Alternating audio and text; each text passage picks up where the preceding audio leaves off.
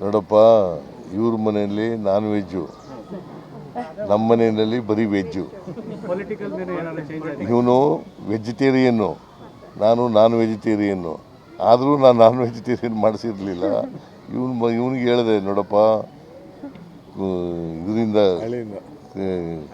ಹಳ್ಳಿಯಿಂದ ಕೋಳಿ ತಗೋಬಾ, ಇಲ್ಲಿ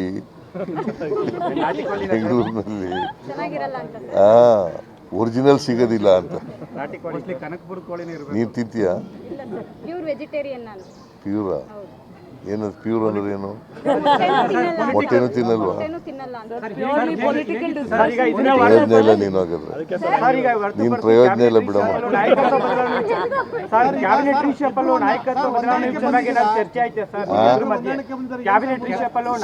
ನೋಡ್ರಿ, ನೀವು ಕೇಳಪ್ಪ, ಇಲ್ಲಿ ಮೊನ್ನೆನೇ ಚರ್ಚೆ ಮಾಡಿದ್ದೀವಿ. ಹೈಕಮಾಂಡ್ನವರು ಏನು ಹೇಳ್ತಾರೆ ಅದರಂತೆ ನಡ್ಕೋಬೇಕು ಅಂತ ಹೇಳಿದ್ದೀವಿ. ರಾಹುಲ್ ಗಾಂಧಿ ಏನು ಡಿಸಿಷನ್ ತಗೋತಾರೆ ಅದರಂತೆ ನಡ್ಕೋಬೇಕು ಅಂತ ಮೊನ್ನೆನೇ ಚರ್ಚೆ ಮಾಡಿದ್ದೀವಿ. ಇವತ್ತು ಅದನ್ನೇ ಚರ್ಚೆ ಮಾಡಿದ್ದೀವಿ. ಹೈಕಮಾಂಡ್ ಏನು ತೀರ್ಮಾನ ಮಾಡ್ತಾರೆ ಅದಂಗಮ್ಮ.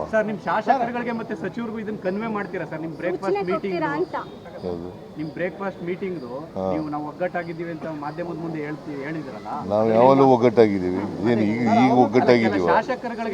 ಕೇಳ್ರಿ, ಇಲ್ಲಿ ಇವತ್ತು ಒಗ್ಗಟ್ಟಾಗಿರೋದಿಲ್ಲ, ಮೊನ್ನೆ ಒಗ್ಗಟ್ಟಾಗಿರೋದಲ್ಲ, ಯಾವಾಗಲೂ ಒಗ್ಗಟ್ಟಾಗಿದೆ.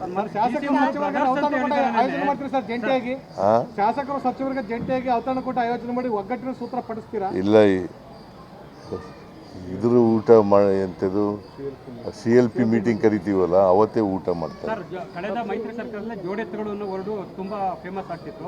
ಈಗ ಬ್ರದರ್ಸ್ ಅನ್ನೋ ಪದಗಳು ಕೂಡ ನಿಮ್ಮ ಇಬ್ಬರನ್ನು ಕೇಳ್ಕೊಳ್ತೀವಿ.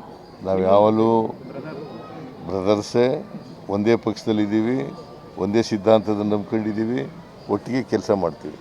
ಮುಂದಿನ